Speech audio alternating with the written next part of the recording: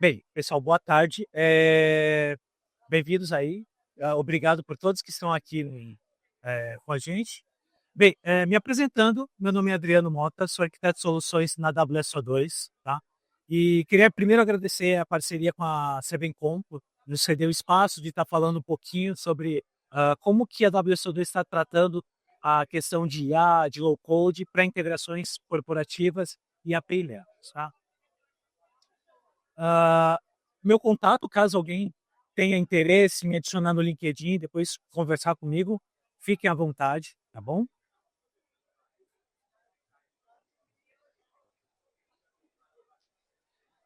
Bem, falar um pouquinho só de WSO2, para quem não conhece, né? A WSO2 inicialmente nasceu como uma empresa e estamos chegando aí 20 anos de empresa.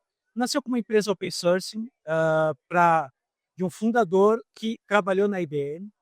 Então, hoje nós temos escritórios em vários lugares do mundo, né?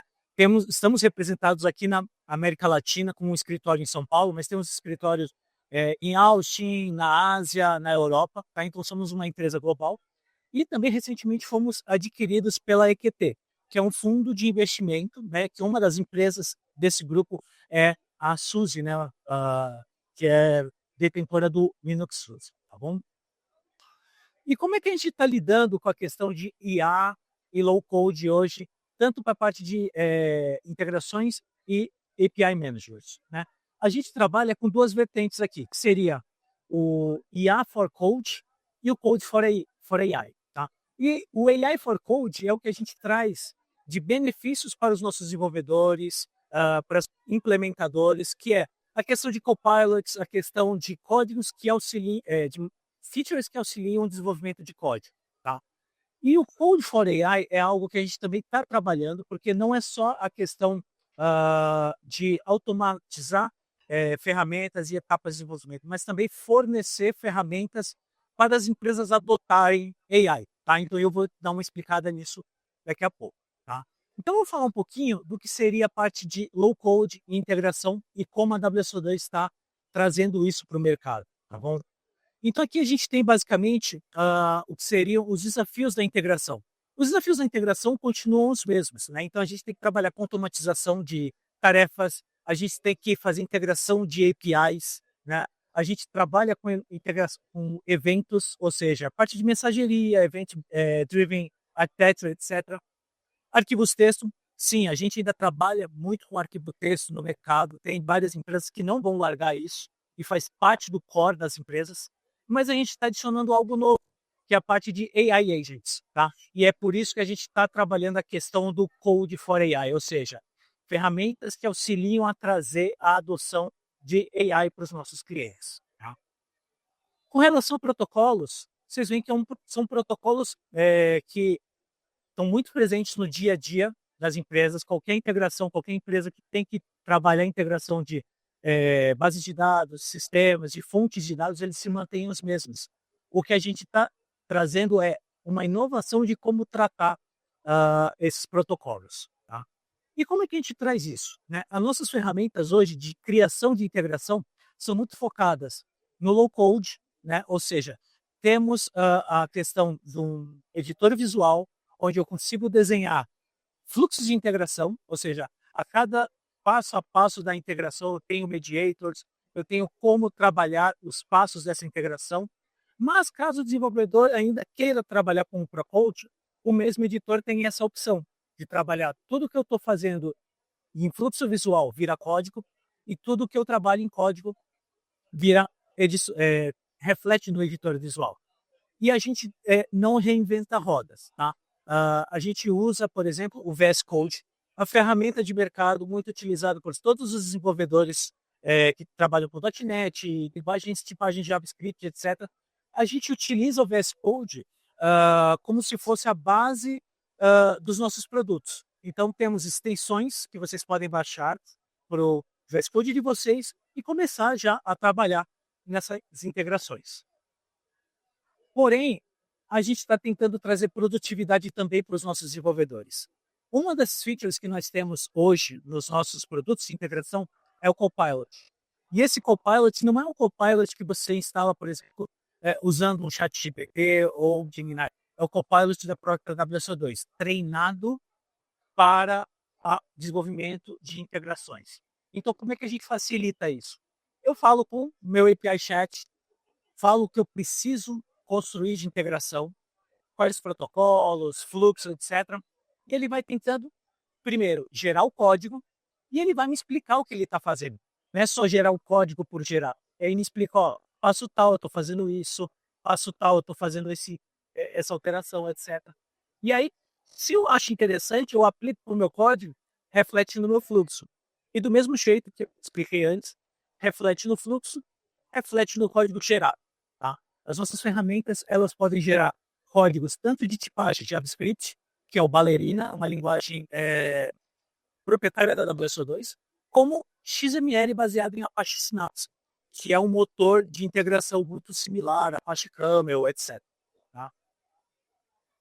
Além disso, a gente também traz um negócio que é o data mapping. A gente sabe que muitas vezes a gente está expondo integrações, a gente tem que fazer manipulação de dados.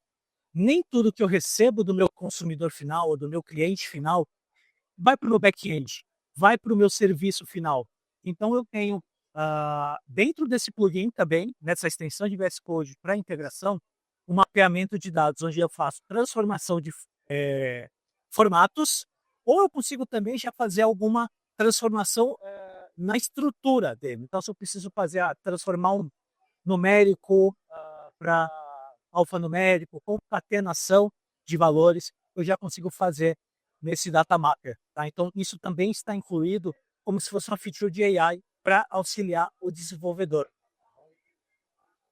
Agora a gente entra, ainda falando do pilar de integração, na parte do Code for AI, ou seja, como eu, WSO2, auxilio meus clientes a adotarem inteligência artificial dentro da minha empresa. Então, a gente consegue trabalhar com o desenvolvimento de AI Agents e RAG Apps. Ou seja, são coisas que são fundamentais para a criação de uma infraestrutura de AI.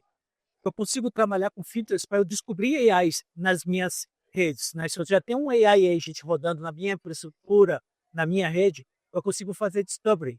Tá? Eu também consigo fazer ingestão de base de dados. Ou seja, a AI, no final das contas, precisa de uma base de dados para tomar decisões. Então, eu consigo fazer injeção dessas bases de dados e, além de trabalhar com databases, vector database, que também são importantes para as bases de dados no tratamento da AI. Bom? Aqui um pouquinho do nosso tratamento, né, de criação também de AI agents. Tá? Então, se o nosso cliente tem a necessidade de criar um do zero, ou já tem um modelo que precisa implementar na empresa, o VS Code, né, a extensão de VS Code que nós trabalhamos na WSO2, já traz essas features para auxiliar na criação desses agents. E também a parte de RAG applications, ou seja, tudo baseado em fluxos, ou seja, trabalhando de uma forma low code para facilitar o entendimento. Lógico, como eu disse, tudo que é gerado via low code tem o seu respectivo código. O desenvolvedor também pode olhar o código, fazer edições, complementar o que precisa, que não achou interessante no fluxo, tá bom? Uma outra coisa que a WSO2 também acha interessante e prega é a reusabilidade. Tá? Então, a gente tem vários conectores construídos para algumas das integrações mais comuns do mercado. Então, por exemplo, Adriano, eu preciso desenvolver uma integração com o S3 da Amazon. Em vez de eu ter que desenvolver isso a cada integração, eu já tenho um conector que eu baixo para a nossa ferramenta, e aí eu já tenho algumas operações, como por exemplo, gravar arquivo no S3. Eu já tenho isso pronto. Eu só reutilizo nos projetos que eu preciso refazer. Não só S3, trabalhar com bancos de dados de memória, Redis, né? Trabalhar com bases de dados MongoDB. Né? Então, eu preciso fazer uma gravação em MongoDB. Eu não preciso implementar. Eu só preciso realmente desenhar um fluxo da integração, fazer o tratamento de regra de negócio, e o conector ele faz essa conversação, né, do protocolo, né? Seja ele JDBC, JMS, AMQP. A gente tem uma lista de protocolos que a gente está sempre atualizado na nossa WS Store. São conectores gratuitos. A WSO2 ela não cobra por conector. Tá? Isso é um diferencial com os nossos concorrentes. Tá? Então, tudo que está aqui você pode baixar, testar, homologar. E nós também criamos conectores à medida que forem houvendo necessidades. Por exemplo, recentemente um cliente nosso teve necessidade de trabalhar com mainframe, a S400. Construímos um conector porque a gente viu que tinha demanda. Tá? Então, a gente tem essa proximidade também de, baseado em demanda, a gente construir conectores e publicar no nosso site. Bom? E uma outra coisa interessante é que as nossas ferramentas de integração, a gente tenta sempre que possível manter esses dois padrões de arquitetura. Muita gente ainda fala, não, Enterprise Service Bus é coisa do passado. É uma coisa que eu não quero mais saber, só me dá dor de cabeça.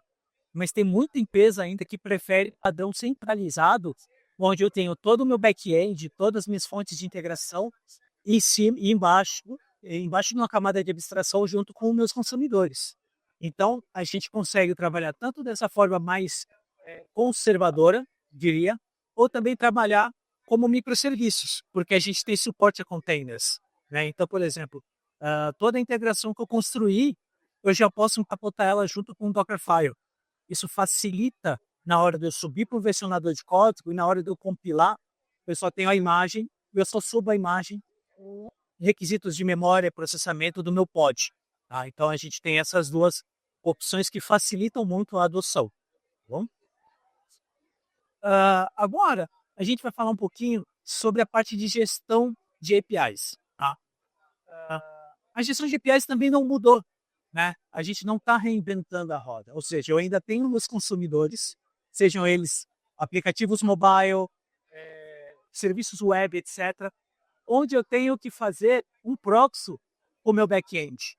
Mas o que mudou foi a estrutura que eu faço essa comunicação. Tá? Onde eu tenho minhas APIs de terceiros, seja ela de parceiros, de serviços third party, etc., tenho meus backends, mas eu entrei um cara aqui muito importante que são os serviços de AI. Tá? Isso aqui eu também vou explicar daqui um pouquinho, porque isso faz parte da novidade que é o Egress Gateway. O que é isso? É o gateway de saída. Tem o gateway de entrada das minhas requisições e eu posso selecionar qual gateway eu posso utilizar para as minhas saídas. Tá bom? Falando em features de AI para a gestão de APIs, eu tenho assistentes para me auxiliar na criação de APIs. Ou seja, onde eu converso com o meu chatbot, eu explico basicamente o que eu quero com essa API, e as nossas ferramentas elas vão gerando a estrutura, o Swagger Definition dessas APIs. É lógico, ele vai gerar uma casca baseado no que você inputou. Se você achar interessante, você já pode baixar esse API Definition para começar a implementar como se fosse o API próximo. Tá? Então, ele vai montar toda uma estrutura e você pode já criar a API a partir daqui ou baixar o API Definition. Bom, eu tenho a parte de testes. Tá? O que é isso? Ou seja, não sei como testar essa API, não tenho a documentação, não tenho contato com o desenvolvedor que publicou essa API. Então, eu tenho um chat onde eu pergunto como é que eu testo essa API? Que métodos essa API tem para eu testar?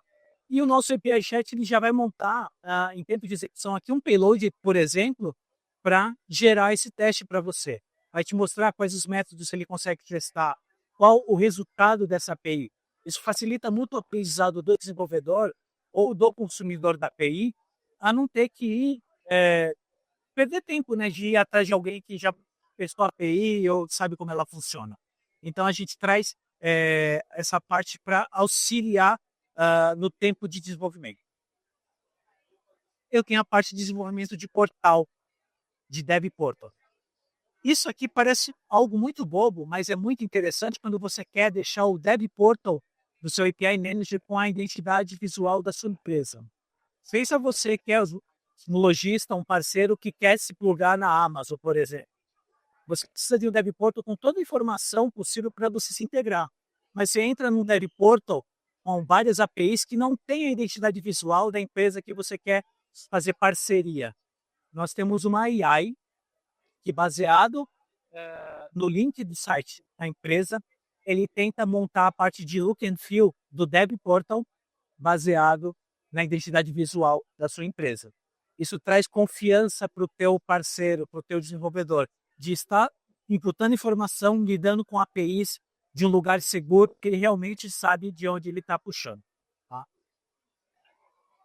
AI Governance. Tá? Isso aqui é bem interessante, porque muitas coisas que eu escuto de alguns clientes nossos são: eu não tenho maturidade para desenvolver API. Meus desenvolvedores desenvolvem APIs de vários jeitos que eu não tenho um padrão. Tá? Então, hoje a gente tem um dashboard baseado em 3 pilares que a gente pode configurar dentro do API Manager da WSO2. Eles validam, por exemplo, o jeito que eu expus a API. Se o recurso está certo, se o nome da API está certo, se ele tem questões de segurança que o desenvolvedor implementou, se os padrões de header, se versionamento está correto ou não.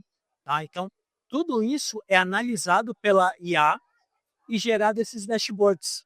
E aí, nesses dashboards, você vai ver o quanto a API de vocês está realmente compliance com padrões de mercado. Tá? E os 3 pilares são basicamente estrutura de API, construção de API e o mais importante, o OASP-10. Não sei se vocês conhecem, o OASP-10 é um relatório anual onde são liberadas as 10 vulnerabilidades mais perigosas durante o ano para APIs. Então, nós temos uma biblioteca que valida com as APIs e bate com o OASP-10, por exemplo, para falar: está compliance ou não, está com falha de segurança ou não. Tá? Isso é muito interessante para a maturidade dos times de desenvolvimento de APIs. Tá? Isso a gente está trazendo nos nossos novos produtos. Bom? E agora a gente vai falar de uma outra coisa que é o AI Gateway. É aquela parte que eu comentei que hoje a gestão de APIs não mudou, mas mudaram o jeito que a gente chama as APIs. O AI Gate é uma novidade que a gente está trazendo baseado no Code for AI, ou seja, na estrutura que trazemos para a adoção de AI. Vou dar um exemplo bem básico de um cliente nosso que ele trabalha com Llama e OpenAI como se fossem as LLMs desse cliente. Tá? Baseado em algumas métricas, a quantidade de requisições, payloads, etc., às vezes o OpenAI está mais barato do que a chamada para Llama. Ou, dependendo de algum outro fator, Llama está mais barato. Porém, como é que eu obtenho essas informações, né? Baseados no nosso AI Gateway, onde eu consigo ter observabilidade, ou seja, eu consigo extrair métricas do que eu estou chamando, para qual AI Service eu estou usando. Eu consigo fazer rotas adaptativas, ou seja, está mais caro o OpenAI, chama Llama. Me interessa trabalhar com Llama do que OpenAI. Enfim, eu tenho a parte de Access Control, ou seja, autenticação e gestão de tokens para chamar as LLMs. Tá? Então, eu vou adicionando camadas de segurança e métricas em cima dessa chamada para que fique mais transparente possível para o meu cliente. Que ali, na outra ponta, eu vou ter uma aplicação, né, ou seja, uma aplicação de RH que está utilizando features de inteligência artificial para fazer qualquer que seja a funcionalidade. Mas a ideia é que seja o mais transparente possível para os meus clientes e eu tenha toda essa gestão de segurança, de observabilidade, de limitação de tokens, ou seja, autenticação, autorização. Tá? Então, a ideia é trazer uma camada de abstração para que seja o mais transparente possível quem chama o gateway. Bom? Então, a gente está trazendo algumas, também está trazendo a questão de métricas e dashboard. Tá? Isso facilita na tomada de decisão. Tá? Qual AI eu vou chamar, qual AI eu vou contratar. Estou gastando muito, estou com muita falha de autenticação. E uma coisa bem interessante é a questão de segurança do que está saindo, né? Dos prompts, ou seja, quando eu falo prompt, são as aplicações do meu cliente que estão chamando AI. O que está saindo e está chegando na AI. Eu consigo monitorar isso. Até para eu não ter a questão de segurança, de vazamento de dado, né? Como está sendo utilizado e quem está utilizando. Então, essa é a ideia de trazer essa funcionalidade de AI Gateway para os nossos produtos. Bom? Bem, para finalizar aqui, pessoal, queria divulgar para vocês, a WSO2 vai fazer um workshop no dia 23 de julho, tá? Onde a gente vai falar sobre os 2 novos produtos. O Devan, que é o nosso iPaaS, e o Bigira, que é o nosso API Manager SaaS. Tá? Então a gente vai fazer um workshop presencial sobre essas 2 ferramentas ou as features de AI que a gente está trazendo aí para os nossos produtos, tá bom? Bem, era isso que eu queria passar para vocês. Eu agradeço a presença de todos. Muito obrigado.